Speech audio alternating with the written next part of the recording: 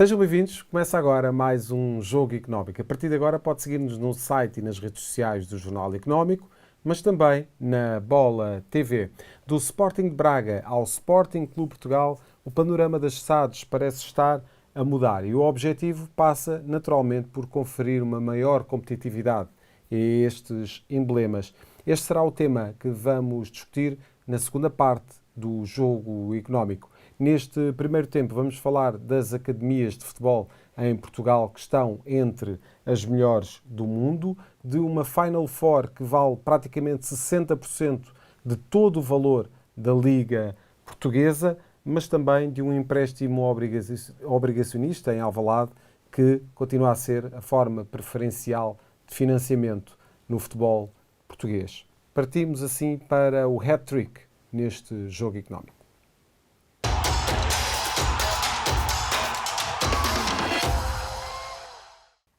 Como sempre, lançamos para debate 3 números que marcaram a semana e conto naturalmente com a presença do Jorge Faria de Sousa e do Rodolfo Alexandre Reis. Muito obrigado aos dois por estarem neste Jogo Económico. Vamos naturalmente partir para o hat-trick. Rodolfo, vamos falar das academias de futebol em Portugal que vendem que nem pãezinhos quentes.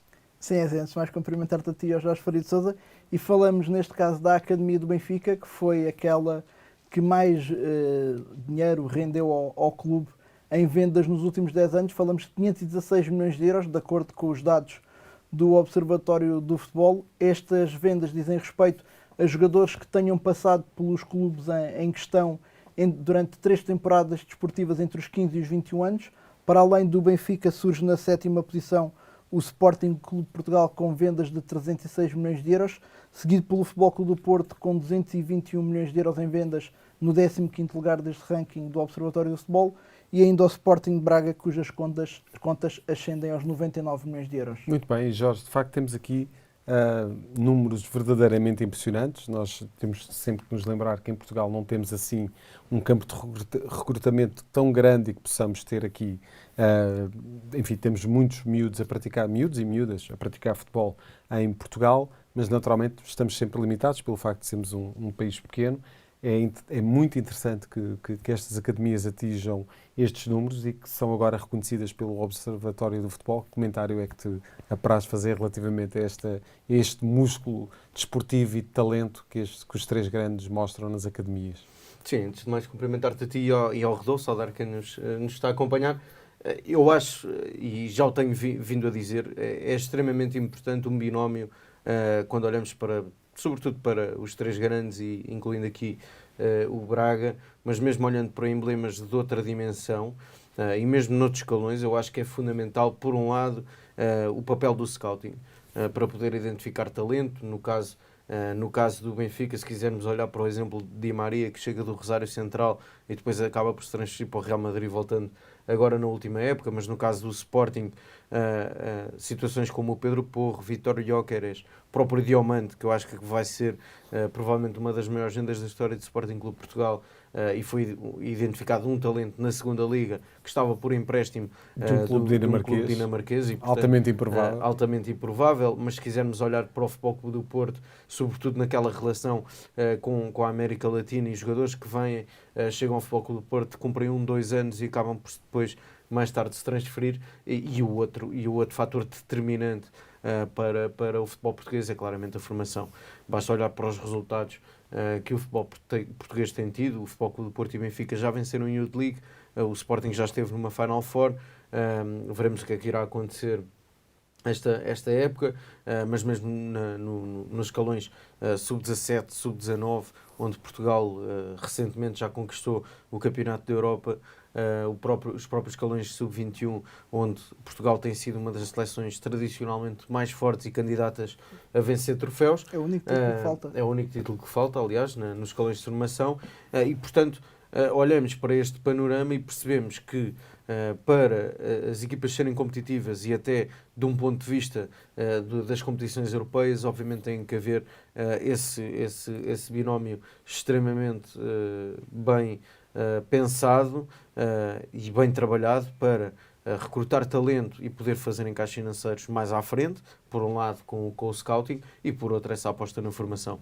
Porque claramente há muitos clubes que por vezes têm na sua formação jogadores de grande qualidade e que não são aposta e acabam por recrutar e nem sempre os jogadores que vão contratar e que são muito mais dispendiosos acabam por não ter rendimento e porventura se tivessem apostado na formação o risco de correr mal é sempre menor e por outro lado até em termos contabilísticos sendo um ativo da formação é sempre benéfico quando posteriormente há esse encaixe financeiro. O bolo é todo para se olharmos passar. para obviamente este número na última década do Benfica acima dos 500 milhões de euros é muito significativo, mas se olharmos para os três grandes e incluirmos aqui o Braga, estamos a falar de praticamente 1.100 milhões de euros.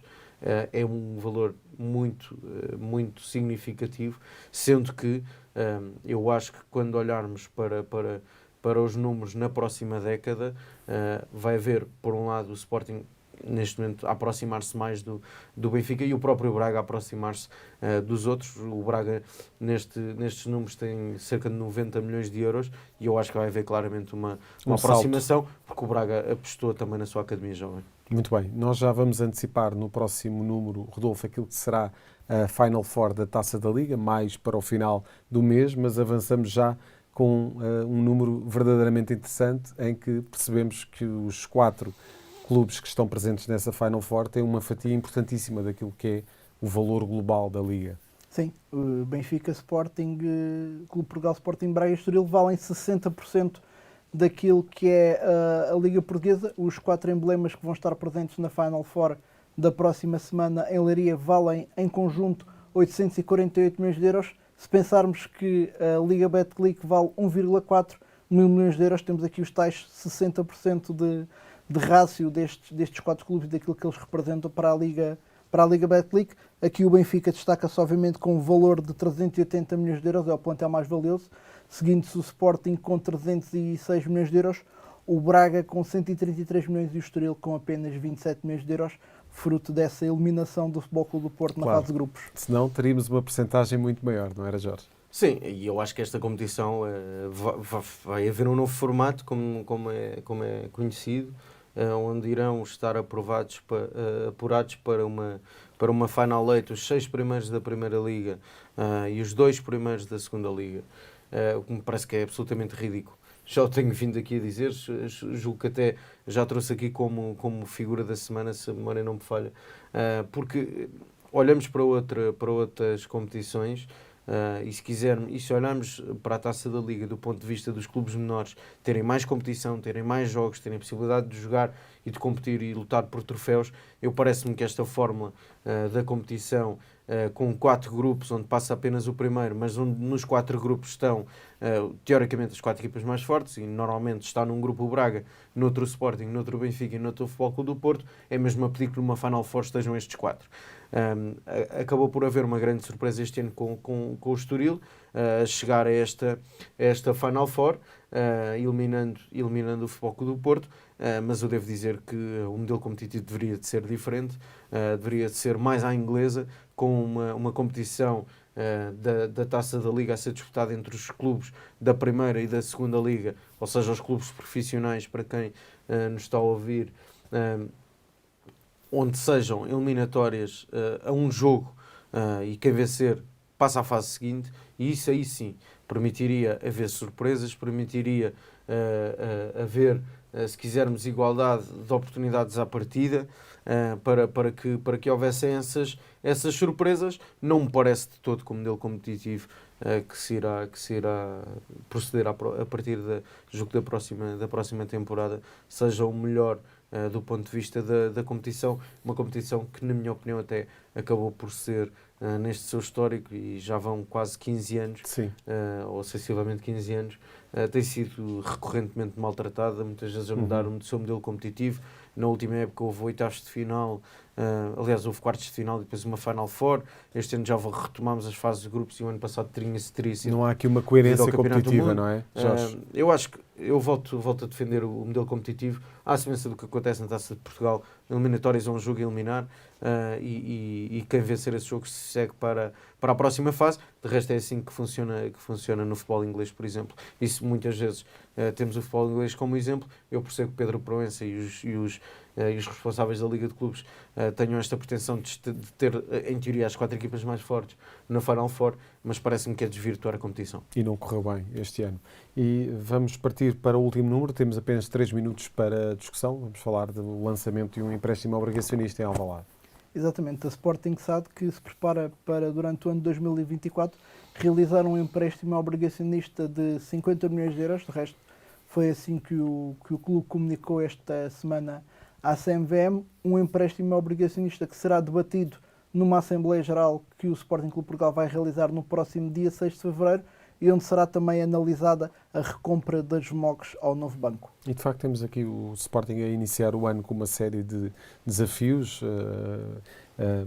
a situação da reconversão dos VMOCs, também fala-se da questão do novo investidor, que vamos aprofundar mais na segunda parte do jogo económico, e agora o lançamento deste empréstimo obrigacionista, que é, de facto, continua a ser aqui a ferramenta preferencial de financiamento das SADs.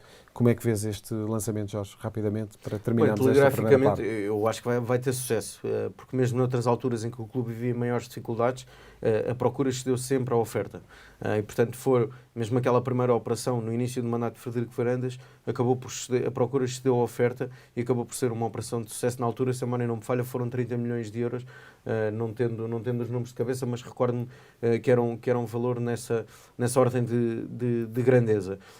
Eu acho que, olhando até ao momento desportivo da equipa, à saúde e à sustentabilidade que o clube tem conseguido e a gestão que tem tido nos últimos anos, a capacidade de valorizar e de rentabilizar ativos que tem tido, eu acho que este empréstimo obrigacionista tem tudo para ser mais uma operação de sucesso, sendo que, como dizias, é uma operação muito habitual. O Futebol Clube do Porto recentemente também fez um empréstimo obrigacionista, Benfica também, acaba por ser o próximo a executar este género de operações, vai ser o Sporting, mas o que, olhando até para o momento da própria equipa, porque falando de questões financeiras, mas obviamente que o rendimento da equipa está sempre ligado a isto, eu acho que será uma operação de sucesso, onde a expectativa é que a procura exceda a oferta. E muito rapidamente, esta operação serve um bocadinho para o Sporting sacudir estes rumores do novo investidor, não sabe? Provavelmente sacudir os rumores do novo investidor e, eventualmente, ter a capacidade para segurar os seus principais ativos neste mercado de inverno, embora a operação irá iniciar depois do fecho do mercado, mas, sobretudo, existe neste momento esse desafio. O Sporting está em todas as competições, está a discutir todos os troféus e tem neste mês de janeiro esse desafio enorme de conseguir segurar os seus principais ativos, e tem-se falado muito de nomes como Diomande e o próprio Víctor Gyökeres, que naturalmente vão ter interessados. Muito bem, Rodolfo. Voltas para a semana com mais números neste Hat-Trick. Jorge, acompanhas-me para a segunda parte do Jogo Económico, onde vamos falar dos desafios das SADs do futebol português para o novo ano. É já a seguir.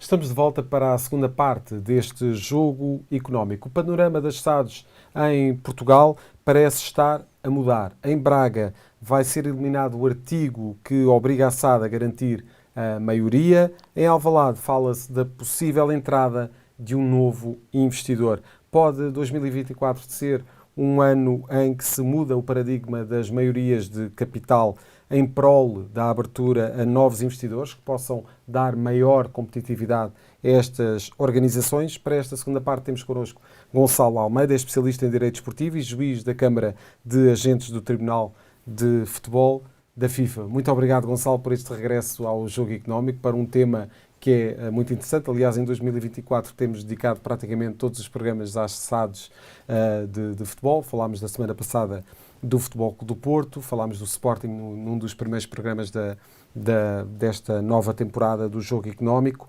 e vamos falar de uma forma geral das SADs, partindo aqui como ponto de partida relativamente àquilo que é a SAD do Braga, que é uma das SADs que está em maior foco e se calhar é das que está a ser melhor estudada em termos daquilo que vai acontecer ao capital desta SAD do Sporting Braga, que tem neste momento como um dos investidores principais a Qatar Sports Investment, que reforçou em outubro do ano passado a sua posição e poderá eventualmente ter um novo reforço em 2024.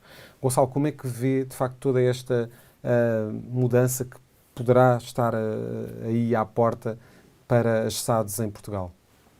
Bem, antes de mais agradecer o convite, é sempre um prazer estar de volta. Muito obrigado. Vejo com bons olhos, com muito bons olhos, esta entrada no capital social das sociedades desportivas portuguesas por parte de investidores, desde que sejam investidores credíveis, idóneos e que de facto tragam mais-valias. Tanto mais-valias não só do ponto de vista financeiro, mas a nível dos projetos. No caso em empresas, estamos aqui a falar da Qatar Sports Investments, que são também proprietários têm investimento no Paris Saint-Germain, e isso é algo que, enquanto adepto, se fosse o meu clube, eu veria de forma positiva. Porquê? Porque me vai aportar a capacidade financeira e o know-how em termos de estruturais, de organizacional, de projeto de futuro, que a experiência que os qataris já têm no Paris Saint-Germain. Portanto, eu vejo isso de uma forma extremamente positiva. Vejo com algumas cautelas. E essas cautelas são mais, não no que diz respeito a este investimento propriamente dito, embora nós já tenhamos assistido a investimentos milionários noutros clubes que depois não deram certo, que por esta ou por aquela razão o investimento foi retirado ou o investidor teve que se abstrair desse negócio e, portanto, conduziu problemas do campo desportivo do clube fundador, não é assim? Certo.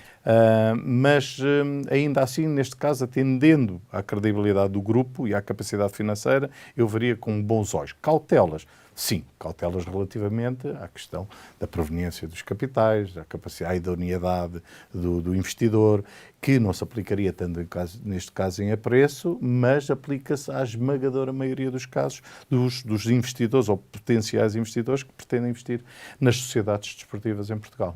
E que tantos problemas têm causado para os clubes fundadores. Claro que sim. Jorge, de facto temos falado muito das SADs e da forma como muitas vezes muitas empresas que organizam o futebol dos clubes em Portugal recebem esse investimento que o Gonçalo estava a falar, muitas vezes até sem grande escrutínio, não parece ser o caso aqui. A Qatar Sports Investment tem aqui uma presença que é conhecida de todos e, portanto, tem aqui uma reputação que será à prova de bala. Enfim, nós queremos acreditar que sim.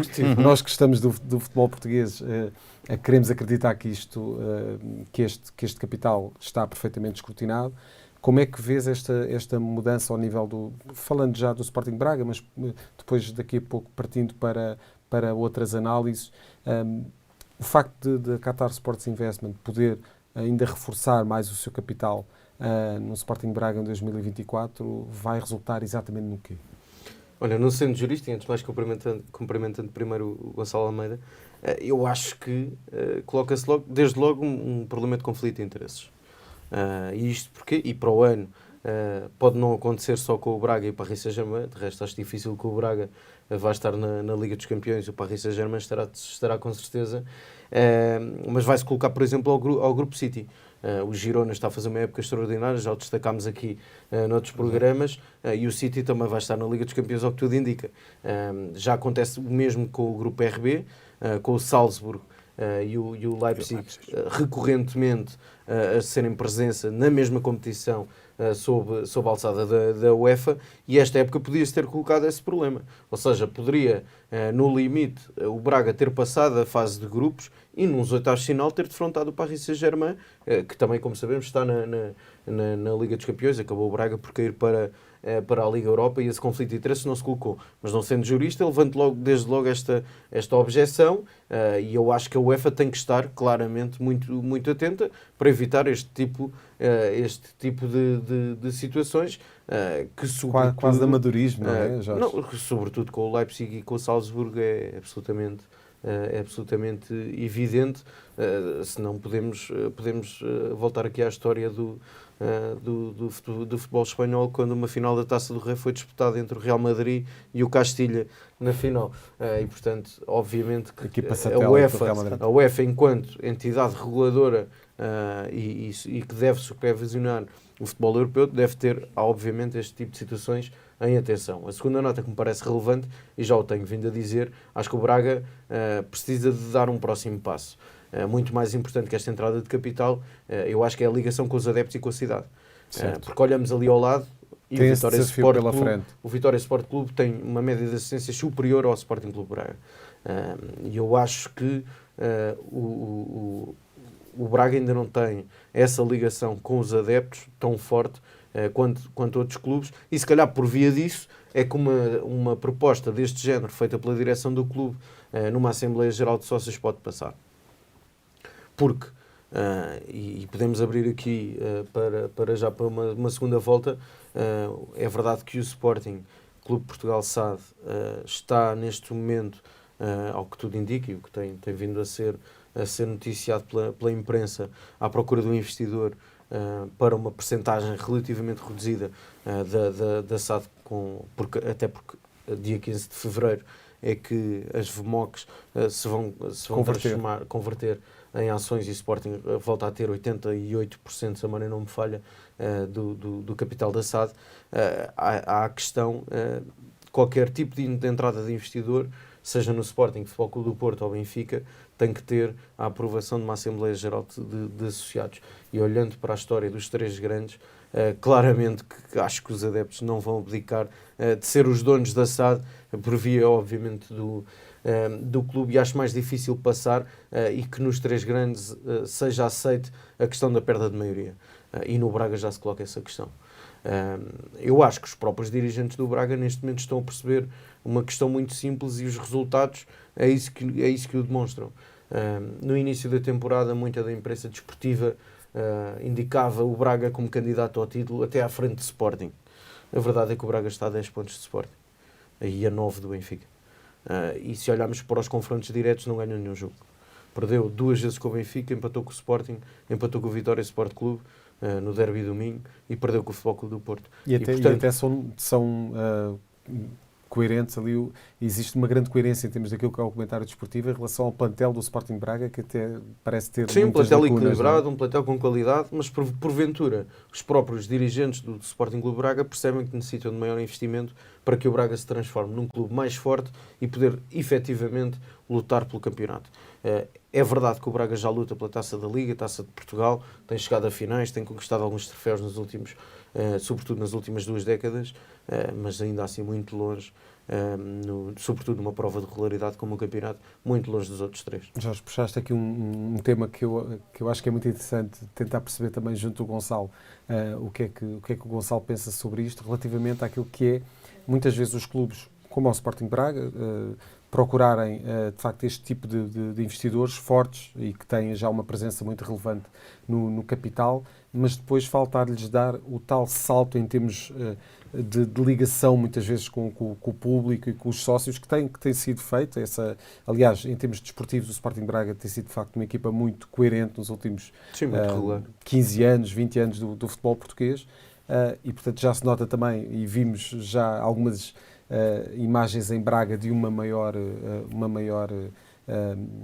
capacidade de estimular o público e de levar o público à Pedreira, que também não é um estádio fácil para levar pessoas, é ali um bocadinho fora da cidade. Mas como é que se conjuga tudo isto? Ou seja, a capacidade de ter um investidor forte, mas perceber que falta dar o salto para cativar as pessoas, para que estejam próximas do clube e a apoiar e presentes.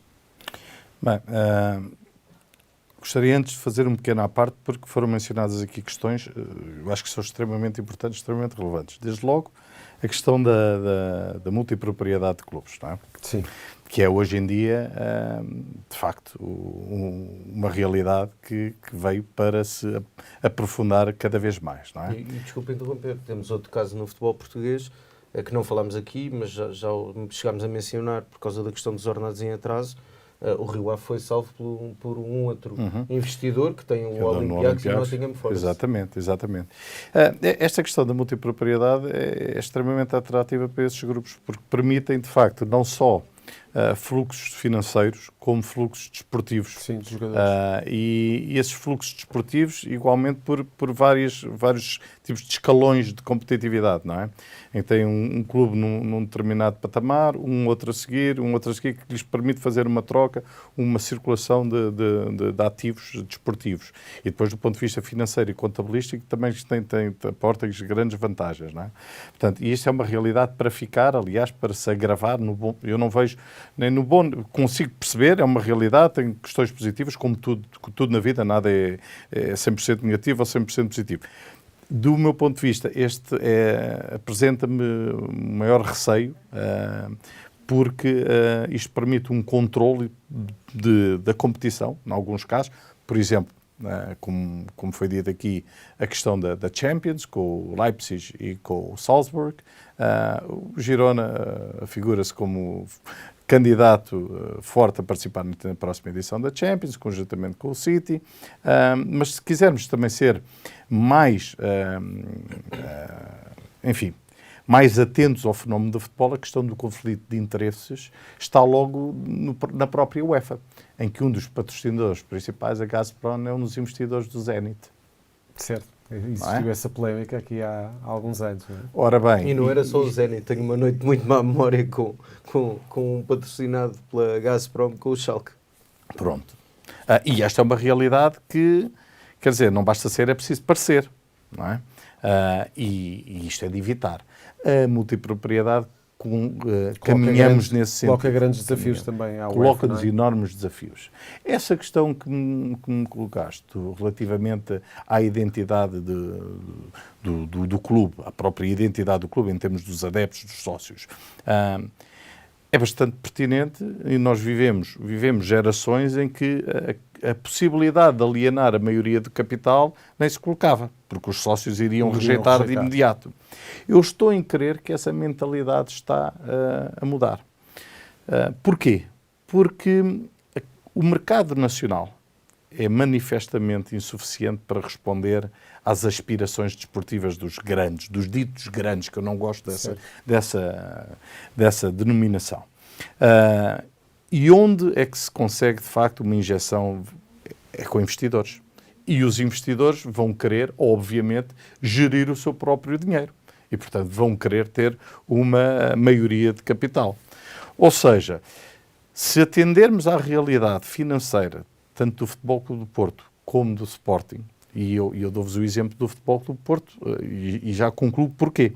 Mas estas realidades, do ponto de vista de financeiro, são, enfim, tanto quanto consta publicamente e daquilo dos relatórios financeiros que são dados a conhecer, é uma situação periclitante. Para se tornarem competitivos a um nível do Benfica e que são, ou que ainda são, mas depois temos o próximo Campeonato do Mundo de Clubes que irá aportar uma grande injeção, temos a qualificação para a Champions que poderá ser determinante. A qualificação para a Champions poderá significar o equivalente à venda de 2 ativos preponderantes da equipa. Atenção, não é? E portanto estas questões do financiamento, da capacidade financeira para sermos competitivos do ponto de vista desportivo, se calhar vão sobrepor à questão da minoria ou da maioria de capital. Eu acho que isso é um futuro a curto prazo, nos grandes. Primeiro no Sporting ou no Futebol Clube do Porto e depois, inevitável para o Benfica, se quiser competir com um clube que tem investimentos de uma Qatar Sports Investment, que é um fundo, quer dizer, se quiserem, é quase ilimitado, entre aspas, não é? E a isso talvez não seja alheio, e não sei se os meus amigos têm estado atentos, é apenas mais uma curiosidade que eu aporto aqui, o facto do Presidente do Futebol Clube do Porto ter investido, já por inúmeras vezes, na compra de ações. Sim. Não é? Portanto, isto é sinónimo que, se calhar, se prevê, ou ele consegue anteceder, que hoje aquilo que custa €1, não sei qual é o valor nominal das ações, se calhar com o interesse de um investidor estrangeiro valerá 5, 6, 10 vezes mais. Estão a perceber? Portanto, isto nada é ao acaso. Isso pode ser um sinal. E, portanto, também é uma situação para acompanhar a do Futebol Clube do Porto SAD. Já falou aí da SAD do Sporting e, de resto, tem sido tema no jogo económico. Temos cerca de 4 minutos agora para o final desta segunda parte. Mas, Gonçalo, gostaria de lhe perguntar o que é que considera que um investidor, mesmo que seja minoritário, como estava o Jorge a falar, pode trazer ao Sporting neste momento? Pode trazer, à parte da questão financeira, a questão financeira que logo à partida é aquela que sobressai, mas eu pessoalmente entendo que não é a mais relevante. Repare, esse investidor traz consigo, aporta a credibilidade. E com a credibilidade vêm patrocinadores, abrem-se outras portas. Abre-se a capacidade do emblema, e falo aqui do Sporting, mas posso falar de outros, de se internacionalização, que é a grande dificuldade muitas vezes dos clubes. Por exemplo, o próprio projeto, não é, muda, deixa de ser um projeto regional ou de um determinado país, seja a região um país ou uma região própria desse mesmo, mas passa a ter uma dimensão verdadeiramente internacional. E isto aporta capacidade, não é? E diferencia dos demais. E pode existir também alguma mudança ao nível do que é... muitas vezes nós apontamos ao futebol português aquelas guerrinhas entre clubes dos comunicados. Aliás, tivemos esta semana esse exemplo entre o Benfica e o Sporting. Muitas vezes uma comunicação que não é benéfica para aquilo que é a imagem da Liga. Podem os investidores trazer uma nova forma de comunicar ou alguma imposição de comunicar apenas quando for necessário e sem algum nível de toxicidade, digamos? Dependendo do investidor, mas um investidor de um determinado patamar com essa visão de futuro, visão de internacionalização e de credibilidade, vai querer tudo menos isso, não é? Vai querer credibilizar o produto e não estar aqui na praça pública a descredibilizá-lo, não é? E acho que isso é algo que em Inglaterra já está bem implementado. Aliás, esta questão das sociedades desportivas, a regulação das sociedades desportivas, o Owners and Directors Rules da FA, que vem desde 2004, já previa uma supervisão ao nível da idoneidade do capital, do investidor, quem é, de onde vem, da capacidade de implementar o projeto a que se propõe. Enfim, aqui um conjunto ao nível do compliance, não é? Que já existe há muitos anos em Inglaterra. Okay? E que aqui, felizmente, tarde, mas em boa hora, não é? Tarde, mas finalmente, digamos, em boa hora teria sido, de facto, há bem mais tempo. Antes de evitar alguns problemas que nós tivemos. E muitos problemas, quem não se lembra do Aves, não é? Em que o investidor chinês abandonou, ou do Beira-Mar, e de muitos outros. Os de repente desagregam-se dos clubes e vão temos os clubes fundadores nos regionais, clubes que são históricos, não é? São históricos. E hoje em dia, fruto do novo regime jurídico das sociedades desportivas, que entrou em vigor o ano passado, em agosto do ano passado, já existe, de facto, pelo menos no papel, e essa é a manifesta intenção, e estou em crer que será implementado, pelo menos assim o espero, esse compliance, essa questão protegendo a publicidade, a integridade, a idoneidade da indústria, não é? Ao nível das sociedades desportivas. Eu levantava aqui só uma questão, até porque estamos a terminar o nosso tempo, que é a questão que é muito falada, a forma como este tipo de clubes, com este tipo de investidores, e concretamente quando se fala do Manchester City ou do Qatar Investment via Paris Saint-Germain, a questão da injeção de verbas de marketing para combater precisamente o fair play financeiro e a regulamentação da UEFA. Em que medida é que a UEFA pode e deve atuar, sobretudo à luz dos novos regulamentos? Pois, eu acho que eu e todos, incluindo a UEFA, têm lutado com essa questão, porque de facto temos assistido aqui a sessões de cosmética das contas, não é? Para evitar o incumprimento do fair play financeiro, mas que na realidade, enfim, estamos por um aumento de valores de verbas de patrocínios que não tem nada de ilegal. Quer dizer, o que é que me impede, de ter de repente um patrocínio que vale 100, mas que eu vendo por 1 milhão? Nada me impede. Sabemos que é uma forma de contornar, não é? Mas ao mesmo tempo Quer dizer, as pessoas pagam bem, o investidor investe aquilo que bem quiser, não é? E eu vejo as coisas de uma forma mais construtiva. Bem sei que essa questão do fair play é muito pertinente, há que ter muita atenção. Porquê? Porque isto desvirtua a questão competitiva, não é? Porque a páginas tantas, esta história, eu enquanto benfiquista, imaginar o meu clube como campeão europeu, para mim é uma utopia. É uma utopia, a não ser que isto mude, não é? Porque concorrermos com um orçamento como o do Manchester City, quer dizer, os nossos melhores jogadores, seja do Benfica, seja de qual clube, vão para os clubes de meio de tabela ou clubes de topo deles, não é? Portanto, como é que vamos competir com essa realidade? É muito difícil. Cada vez vejo mais como utópico essa ambição, não é? Sim. Isso cria-me alguma preocupação e penso que isso obrigaria a UEFA a colocar determinados limites, sob pena de, mais tarde ou mais cedo, esta Superliga que já existe ser mesmo oficial. Aparecer é uma Superliga, não é? Claro, Quem é que chega aos quartos são quase sempre os mesmos, claro, não é? são os colossos. Assim. Gonçalo Almeida, muito obrigado por estas reflexões. É um agradeço. tema muito importante este das SADs e calculamos que em 2024 vamos ter algumas novidades e estará sempre convidado para vir fazer essas reflexões aqui ao Jogo Económico. Mais uma vez, muito obrigado. Partimos já a seguir para as escolhas da semana neste Jogo Económico.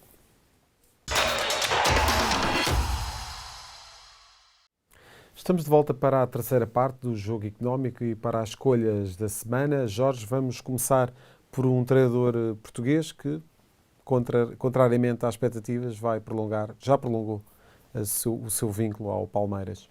Sim, Abel Ferreira acabou por renovar até 2025, que é o nosso número da semana. O treinador que tem tido uma história de enorme sucesso ao leme do Verdão. São 9 troféus. Este ano voltou a ser campeão da Série A brasileira, numa altura até que estava dado como completamente fora da discussão do título, e eu acho que o que marca muito é aquele jogo frente ao Botafogo. Sim. Já na altura eu tinha referido aqui como um grande jogo nessa altura, porque o Palmeiras esteve a perder 3-0, ganhou 4-3, e acaba por ser uma época obviamente muito difícil. A verdade é que o Abel tem perdido alguns jogadores no seu caminho, ou seja, tem tido sempre que se reinventar e reinventar um plantel, mas a verdade é que tem demonstrado uma enorme competência e tem sido um treinador de grande sucesso. O Palmeiras obviamente também tem feito aqui um esforço para conseguir segurar o treinador português, que julgo que neste momento naturalmente terá mercado, não só olhando para os 3 grandes do futebol português, mas acredito que também no panorama do futebol europeu terá mercado, terá essa ambição também de estar numa das grandes ligas europeias, mas para já renova o seu contrato com o Palmeiras, numa altura em que irá começar a época no futebol brasileiro. E para já a trabalhar para a história, para entrar na história. Já entrou no futebol brasileiro, mas para reforçar esse posicionamento. Vamos falar de um outro treinador como figura desta semana, inevitável, mas por razões diferentes. José Mourinho. Jorge. Sim, em indenizações já são mais de 100 milhões de euros. Acaba por ser, no dia em que estamos a gravar, acabou por ser demitido do comando técnico da AS Roma, um clube com um contexto muito difícil, que esteve muito tempo ausente de títulos. Eu acho que o José Mourinho tem o mérito de ter levado esta Roma a um patamar competitivo superior. Acaba por ser, na minha opinião, estava a fazer um bom trabalho porque tinha outro tipo de armas. Quando compararmos o plantel da Roma e o tempo que foi dado a Mourinho, mesmo até com o plantel da Atalanta, que Gasperini está há muito tempo no comando técnico, a própria Juventus, que mesmo passando pelas maiores dificuldades nos últimos anos, continua a estar na luta pela liderança e ter uma equipa muito competitiva. Olhamos para o plantel do Milan e do Inter e são muito mais fortes, na minha opinião, do que o plantel que tinha José Mourinho. Acabou por ser um início de época muito difícil, mas para a história fica que Mourinho voltou a conquistar um troféu pela Roma, coisa que não acontecia há muitos anos. Os adeptos da Roma poderem celebrar um título, e na altura acabou por vencer a Conference League, e na última temporada voltou a estar numa final europeia, chegou à final da Liga Europa, tendo perdido nas circunstâncias que todos conhecemos.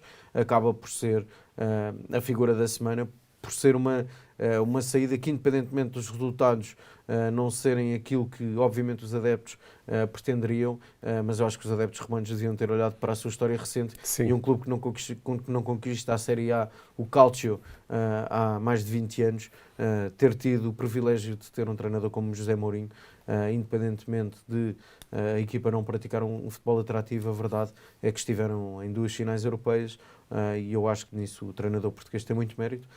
Resta saber qual será o futuro. Prevemos que seja provavelmente pelo futebol da Arábia Saudita. E achas que essa é uma boa solução para José Mourinho? Ou achas que José Mourinho vai querer outro quadro competitivo? Eu acho que manifestamente, em termos competitivos, José Mourinho teria, e com certeza que ainda terá, mercado no contexto do futebol europeu, em clubes que disputem competições europeias. Até recentemente, na altura da saída de Jorge Jesus do comando técnico do Benfica, chegou até a ser falado do nome de José Mourinho. Antes do anúncio de Roberto Martínez como selecionador, José Mourinho chegou a ser uma das possibilidades para ser selecionador nacional. Eu acredito que continua a ter mercado, embora naturalmente e independentemente daquilo que José Mourinho já encaixou com as indenizações fruto das demissões, que foi alvo até ao momento. Estamos a falar num valor acima de 100 milhões. Provavelmente estamos a falar na Arábia de ter um contrato absolutamente estratosférico e milionário. Para a história fica do treinador português, 26 títulos por todos os clubes por onde passou. Muito obrigado, Jorge. Voltas para a semana. Termina aqui mais um Jogo Económico. Voltamos para a semana, sempre com os números que contam dentro e fora das 4 linhas.